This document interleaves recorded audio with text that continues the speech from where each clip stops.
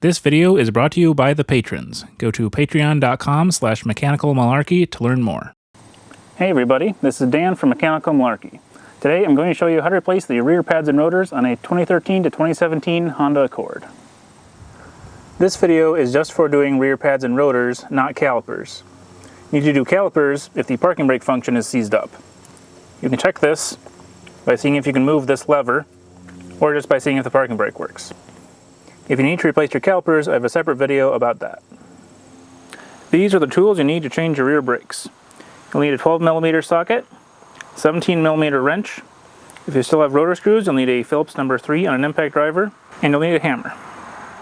Because the calipers have the parking brake in them, you'll need special tools to push that piston in. You can get one of these universal caliper piston cube tool things, or you can get a tool like this. If you don't want to buy one of these, you can often rent these for free at auto parts stores.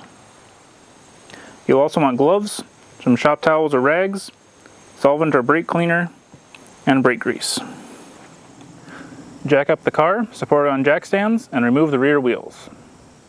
Start by removing the caliper. There are two bolts. The factory size is 12mm, but if you have aftermarket calipers, they could be 13 or 14mm.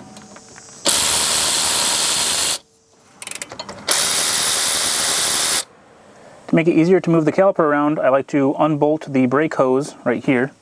It's a 12mm.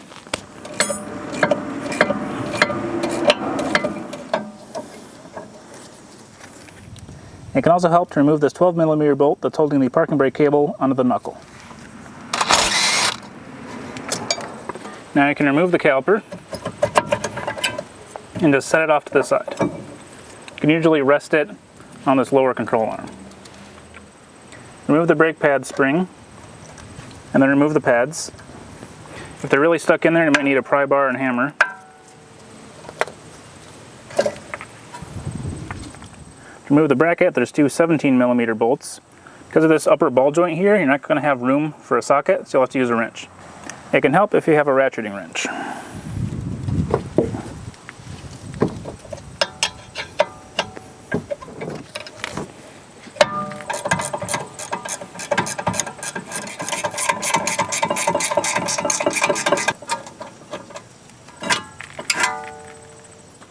Now remove the rotor. If you still have rotor screws, normal size is a Phillips number 3. So use an impact driver and a hammer.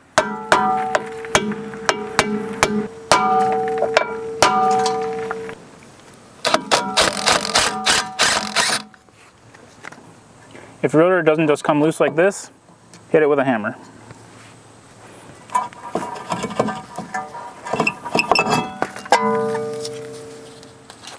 Now need to push the caliper piston back in. You can't just push it straight in because of the parking brake mechanism. It has to be turned back in. Before I start turning it, I like to make sure that the dust boot is loose from the piston itself, otherwise it might get twisted. So just carefully take a small screwdriver and run it along the edge of the boot, and even pry it up a little bit just to make sure that it's loose and free and won't get stuck on the piston. If you're using the universal square tool, figure out which side fits the piston well.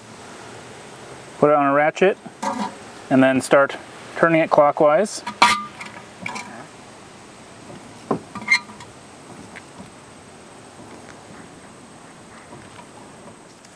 Sometimes it needs to be pushed in at the same time as it's turned. That's where the special tool comes in handy.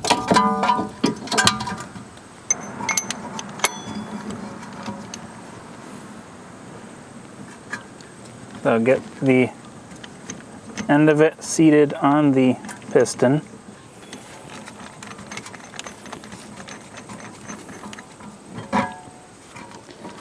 And then start turning the piston in. And this tool, it acts as a press as well because of the threads, and pushes the caliper piston in. Because of the difference in thread pitch between the tool and the actual piston, you may need to adjust the sleeve multiple times as you push the piston in. And once you get the piston all the way in, you'll need to make sure that it's actually straight in regards to that cross pattern in it. So we'll take the tool out.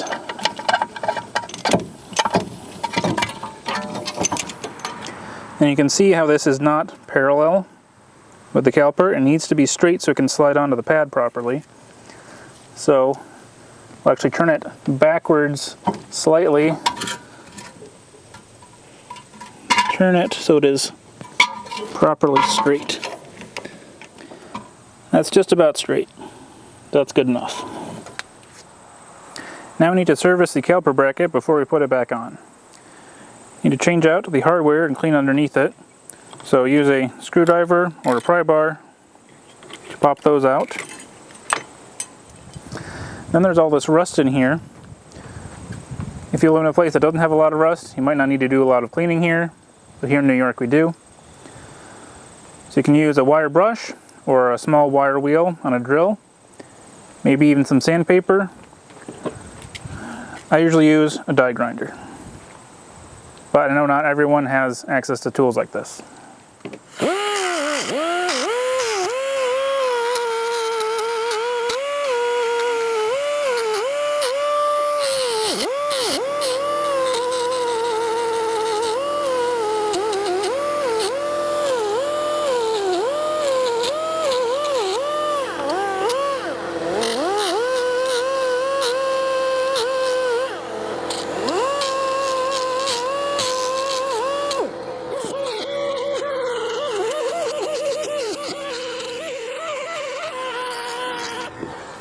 Install new pad hardware.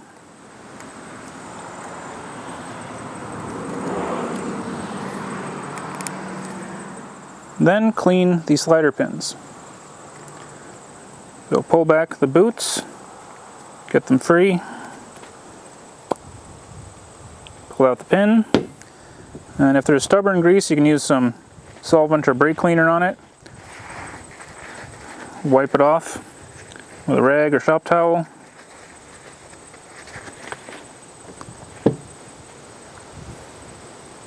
Get some brake grease, put a light coating on,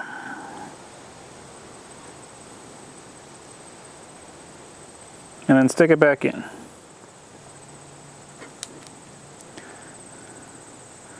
And then I usually pull back on the boot a little bit to let any trapped air out. Sometimes it lets grease out, so you'll have to wipe that off afterwards.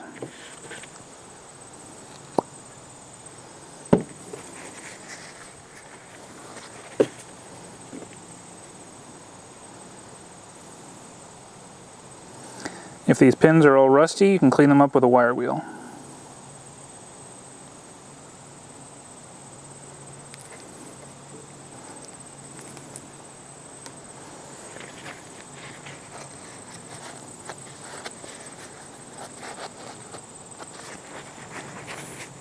And now it's good to go back on the car.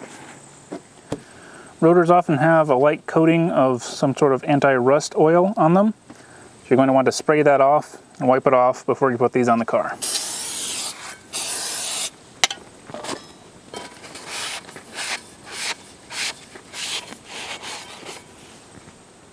Put the rotor on.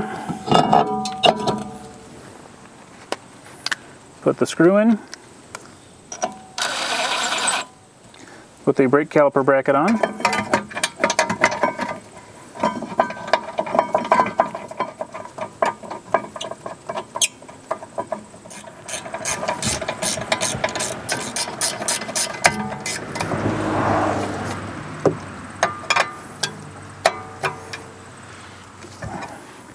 Put a little bit of brake grease on the ends of the pads.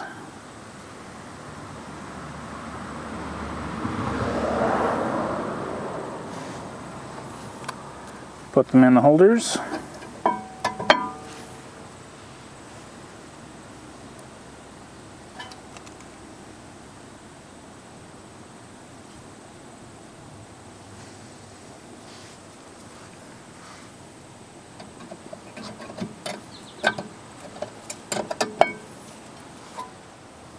From the factory, Honda only puts one of these pad return springs on, but every aftermarket pad kit I see comes with two for each side. Having two makes sense, but I'm assuming Honda has a reason for the one, so I always do it the way Honda does. One spring on the bottom. So put the spring on, make sure you hold the pads because they're going to want to pop back out, and put the caliper on.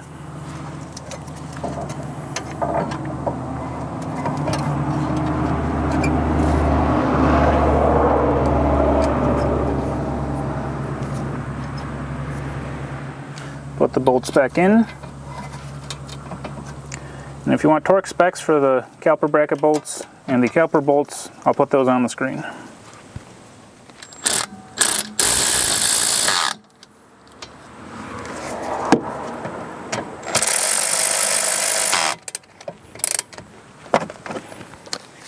And then if you took off the brake hose bolt and the parking brake cable bolt, don't forget to put those back in.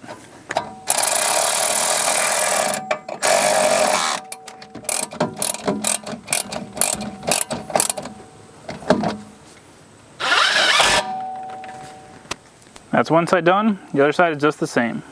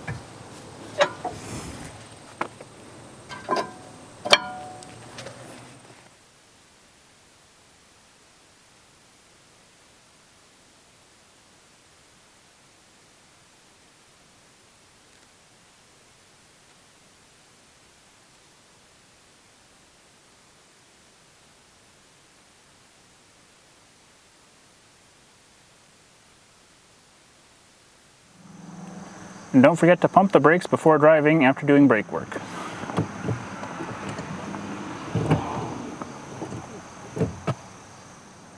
I hope this video was helpful. If it was, please like, comment, subscribe to the channel, follow me on social media on Facebook and Instagram, and read the blog at mechanicalmalarkey.com. Thanks for watching.